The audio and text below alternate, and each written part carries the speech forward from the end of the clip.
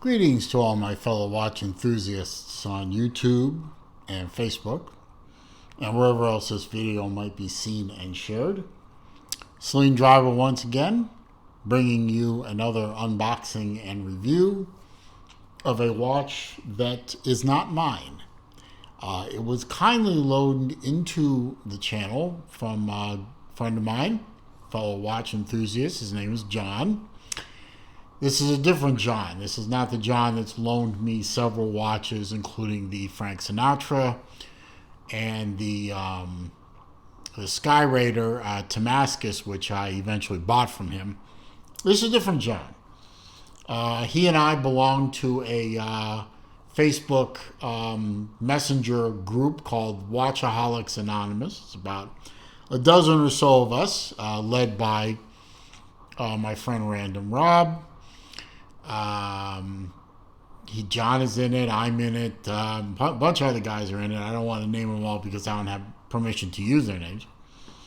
Anyway, he saw a video of a watch I reviewed from Long Island Watch, the Islander Pogue, and its comparison to a 1970s era Seiko Pogue.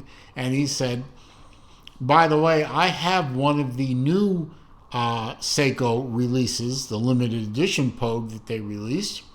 You want to take a look at it? And I said, oh, absolutely. And it's here. Right here in this box. Very unassuming Seiko box. We'll get to the unboxing. In the, whoops. And the whole thing comes apart. Well, in the outer box is a warranty card, which I won't expose because it might have information on it that is personal to John. But in the outer box, of course, there's this little inner box. And in here is what is called the PogueKX. This is the, as you can see back here, that's the model number, SRPH 19. It's a limited edition watch.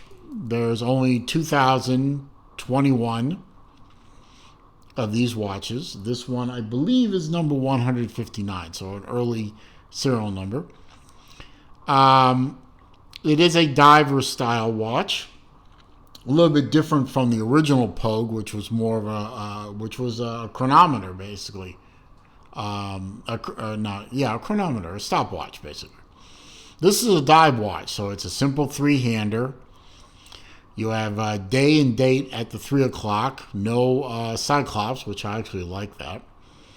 Dive style, rotating, unidirectional bezel.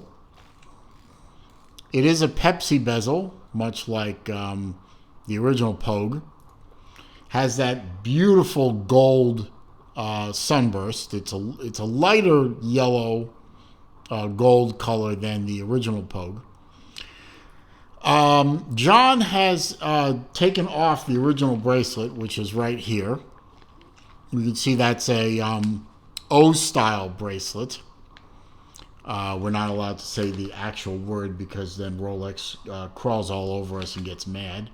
It uses friction pin style connectivity, and I think it's pins and collar, actually. It looks like there's a collar in there, so I'm going to call it pins and collar.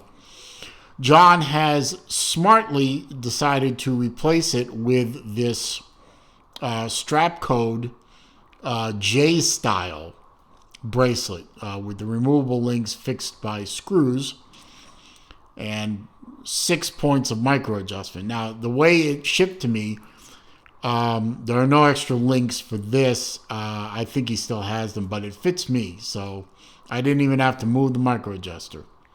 Although I might move it in because it is a little loose, but it's not bad. 4 o'clock crown position, which is very SKX and Seiko 5 like. Has the SKX style Seiko 5 case with the drilled lugs, which is very nice. It has an exhibition case back, which is really nice, even though the movement is not a terribly picturesque movement. It is kind of a nice little addition. A beautiful, beautiful watch. It really is. I like it a lot. I'll give you a wrist shot of it. Double fold, double lock, I should say, fold over lock and clasp. You can see on my 7¼ inch wrist, it fits beautifully, like an SKX style case usually does. I haven't owned an SKX style Seiko in a while. I do have the Long Island Watch Islander Pogue, which is an SKX style case. But I haven't had a Seiko SKX in a good while. Very comfortable watch to wear. Nice, and a strap code you can count on to make really nice bracelets. They're milled out, good thick, high quality steel, good positive dual locking system. If you're not, if you don't care about the pins and collar thing, I am not a fan of pins and collars. Every Seiko that I've ever owned that has a pins and collar bracelet, I don't even try and size them. I just take them off. I go usually to strap code myself, find the appropriate bracelet and slap it on there, and it usually fits beautifully. And has screw removable links with screws, which is the way to go. Pins and collars is an unnecessary waste of energy. I have my sheet of facts here, so I can tell you about the watch, so you can learn about it properly. As I said, this is the SR PH19. AKA the PogueKX. It's a modern Seiko 4R36 movement. It hand winds, it hacks. It does have a screw down crown. You can see when you pull it out twice, it does hack the movement. It will screw back in very easily.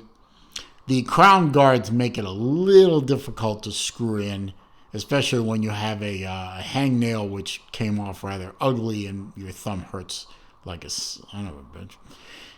But you can get the crown screw in. 316L stainless steel case. It is a 316L stainless steel bracelet, as is the strap code bracelet. Kind of disappointing that it has a Hardlex crystal on both front and back. At this stage of the game in 2022, sapphire crystals are inexpensive.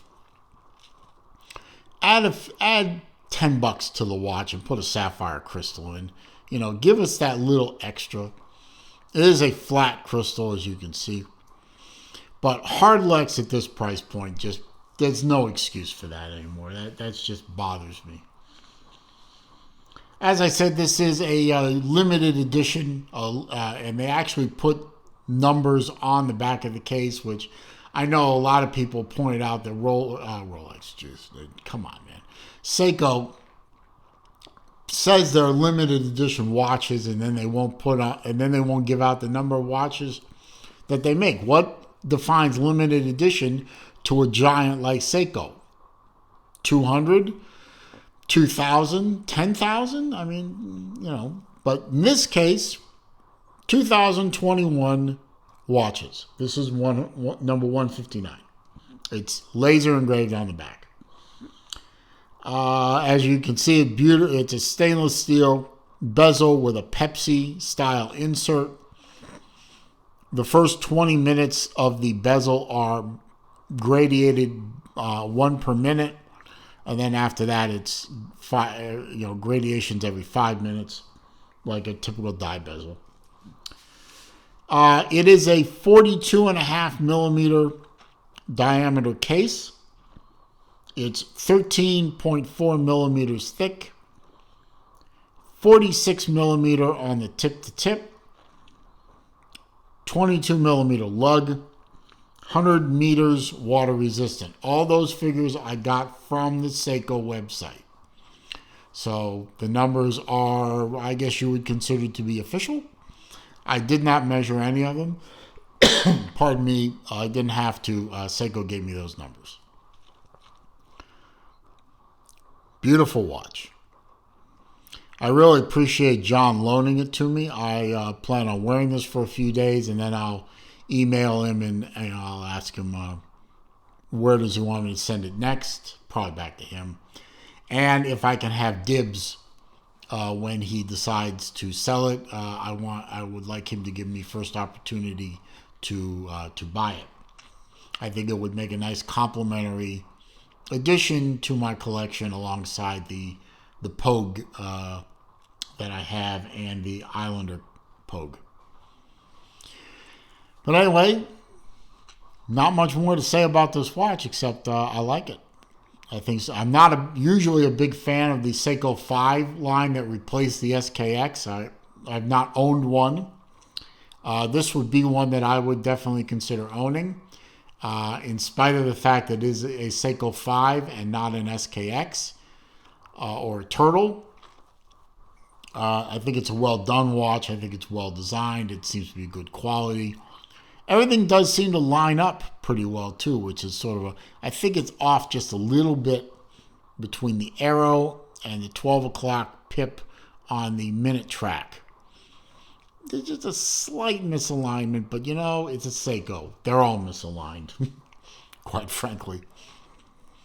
So, if you get the opportunity to grab one of these, I would, even if the price is a little inflated. I think the watch may be worth the money. And as I make this video, the watch market is a bit depressed, so you might be able to knock the price down on them just because it may be sitting for a while. But that's a subject for another day. So if you like this video, you found it to be entertaining, informative, enjoyable, useful, please click that thumbs up, ignoring my sore thumb. That does help the channel with respect to the YouTube search engine. That's always a good thing. So it doesn't take long to click the thumbs up button. I'd really appreciate it if you did that. Comments, questions, suggestions down below. I do read them all. I do respond to them all. However, if you are going to try to troll me or you are going to leave nasty links to nasty places on the internet, I will simply delete the comment and block the commenter. There's always one. If you're new to the channel, of course, I do bid you welcome. I'm glad you found the channel. Please take as long as you want. Watch as many videos as you want. All I ask is that you haven't clicked it by now and you are already not a subscriber if you're a returning person. Please click the subscribe button. And when you do, don't forget to click the bell icon so that when I upload new material or I do a live stream, you will be alerted to that and you can stop by. Meanwhile, as I always say at the end of my videos, it is a crazy old world out there. It is not getting any less crazy. Trust me, I know. So please, be careful out there. Stay safe, stay well. I'll see you soon.